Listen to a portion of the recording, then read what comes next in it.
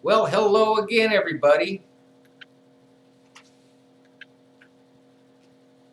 I suppose you've noticed that as I've been putting up lessons today, that I've had some company.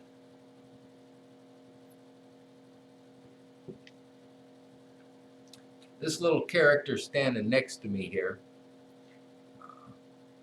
I brought it in today not to imagine what my sixth grade math students look like when I give them their homework assignment, but rather to offer up a class in the humanities, art. This character here, it's been keeping me company all day, is actually a character from the artwork of a Norwegian artist named Edvard Munch. And it's an image from probably his most recognized and most famous painting entitled The Scream. Kind of looks like they're screaming. Kind of looks like my sixth grade students as we try to figure out statistics. Anyhow, let's talk about Edvard Munch. Now, he was born on December 12th in 1863 in Luton, Norway. He died on January 23rd, 1944, just about at the end of the Second World War.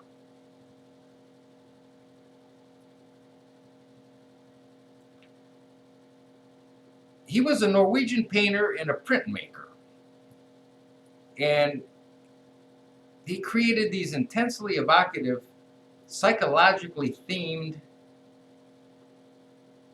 symbolic pieces of artwork. And it was something that greatly influenced one of the art movements, the Expressionism movement, primarily in Germany, and which is something that took place early in the 20th century, the early part of the 1900s. His painting The Scream, which he painted in 1893, is an example of that kind of anguish that was seen in much of his work. So a little bit about Edvard Munch. He was born into a middle-class family. They were not a very healthy family. His mother died when he was 5 and his eldest sister when he was 14, and they both died of tuberculosis. Interestingly enough, a viral infection that we've come to manage quite well in modern times, but was an awful thing to encounter back in the 1800s.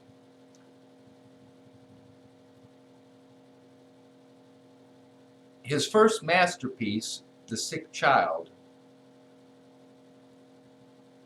was representative of the losses that he had experienced in his own family.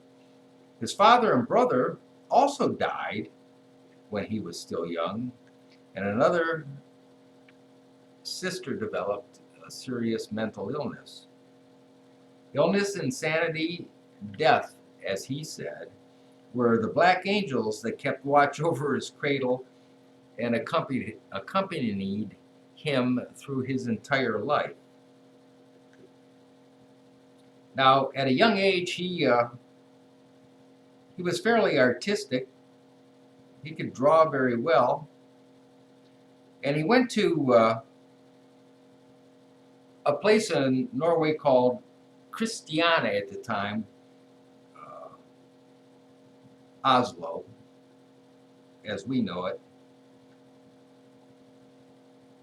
And he joined a group of artists there.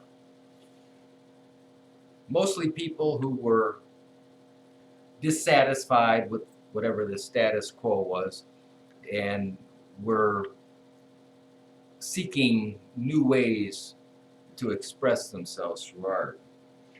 And most of those members generally opposed the narrow-mindedness of people during that time in history. He soon outgrew the prevailing naturalist aesthetic in Christiana, and it was partly as a result of his assimilation, his understanding and gathering of technique from the French Impressionist artists after he made a trip to Paris in 1889. And he also worked with some of the post-impressionist painters like Gauguin and Henri de Lautrec. I don't know, my tongue is just not working right today. In some of his paintings, though, from this period, he adopted the Impressionists, those open brush strokes that you see so prevalent in most of his work.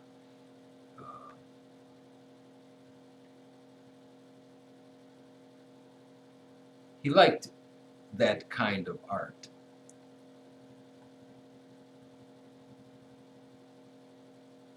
His friend and Danish poet Emanuel Goldstein introduced him to the French decadent symbolist poetry during this period. You know, it's kind of interesting.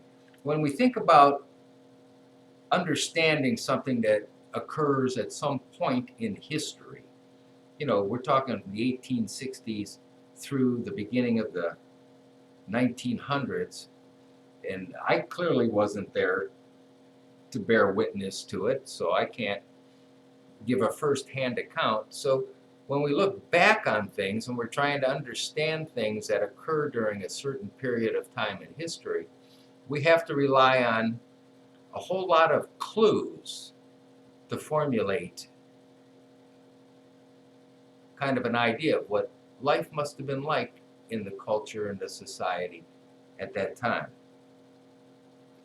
And there seemed to be a lot of upheaval, a lot of people wanting to break from the status quo that was pretty much permeating most of the world at the time, and wanted to be a little more radical about looking at things. And those kind of things happened periodically throughout history. It happened again in the 1920s, the roaring 20s as it were.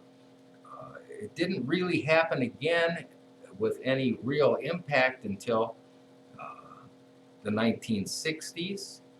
And then there was another big change in the whole culture and society as we know it. And when you think about it, with this virus thing going on right now, there's going to be a life as we knew it pre-virus, and then life that it's going to be post-virus, and they may not be the same at all.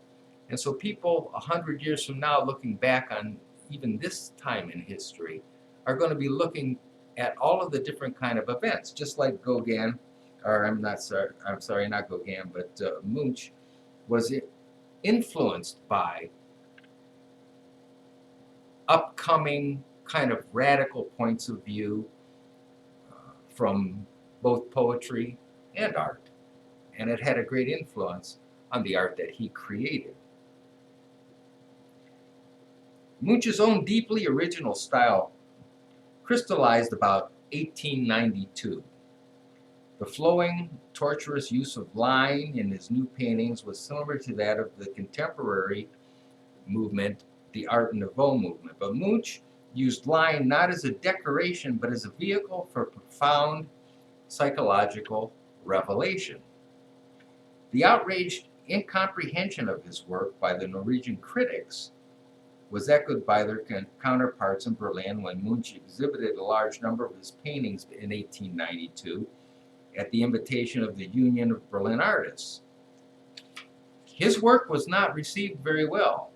It received awful reviews, setting violent protests into motion because of his unconventional imagery, and especially the daring, frank representations that were created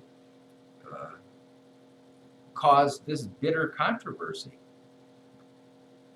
Critics were also offended by his innovative technique, which to most appeared unfinished. The scandal, however, helped make his name known throughout Germany, and from there his reputation spread further. You know, it's interesting sometimes how conflict and criticism can take somebody and elevate them into a common everyday where everyone knows who this person is.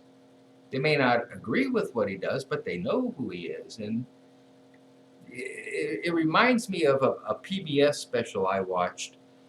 It was an expose on uh, Teddy Roosevelt, who was a former president of the United States at the turn of the century, uh, right at the beginning of the 1900s.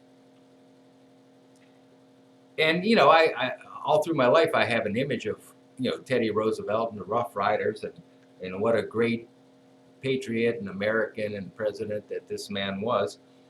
Only to come to find out that he was pretty radical, and he was very different than the mainstream of society at the time, and not very well received for many of his ideas and his ideologies. I didn't know any of that stuff about Teddy Roosevelt, and as I watched it, I said to myself, "Gee whiz, that guy was a real crackpot. I can't believe he ever became president." Kind of makes me think about, you know, the world as we know it today. At any rate, he lived mainly in Berlin after that. So from 1892 to 95, then he moved to Paris and lived there for a while. And, you know, all artists eventually are going to live in Paris for some time. He was there till 1897. And he continued to move around extensively until he settled in Norway, back in Norway in 1910. Now, the same type of dramatic perspective is used in this screen. Much of what I'm talking about is style, which is his most famous work. It was inspired by a hallucinatory experience in which he felt and heard a scream throughout nature. So, you know, Munch had some things happening that might make you want to go, whoa, okay. Anyhow, he heard this scream in nature, and thus the scream. It depicts a panic-stricken creature. Its contours are echoed in the swirling lines of the body, and in the painting itself, the blood-red ink of the brush strokes in the sky. In this painting, anxiety is raised almost to a cosmic level, ultimately related to the ruminations of death and the void of meaning that were to be central to another movement referred to as existentialism. The two earliest versions of the scream date to about 1893. He did create another version in 1895 and completed a fourth sometime around 1910. And he would do that. If he put up an art exhibition and someone bought one of his paintings, he would go back into the studio and he would paint it again. It may not be obviously exactly like that painting, but it would be of that same painting.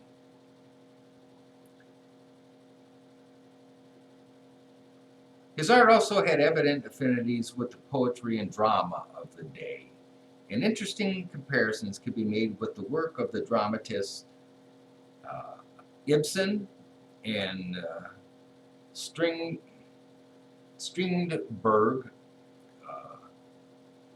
And I don't know if you have read any of Henry Ibsen's plays. He kind of was off thinking in new ways as well. I'm not familiar with Strindberg, but I have read Ibsen.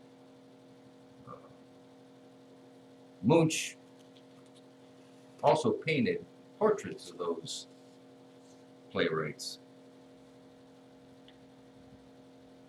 He created massive outputs of graphic art consisting of etchings, dry points, lithographs, and woodcuts. And he began doing that as far back as 1894. And his principal attraction to him of printmaking was that it enabled him to communicate his message to a much larger number of people. I mean, that makes sense. If you can paint one painting, it's only going to impact those people regionally who see it or that person who buys it. But if you can print off lithographs, hundreds of something, and you can disseminate that all over the place, then more and more people are going to see and be able to enjoy or criticize his work. His lack of formal training in any graphic medium was no doubt a factor in pushing him towards extremely innovative techniques. You know, interesting enough, if you don't have a formal training in something, then you're learning through trial and error and discovery. And some of the greatest discoveries happen just that way. And that's what happened in his case, which allowed him then to come up with some innovations in the techniques, especially in the wood carvings, that people hadn't even thought of.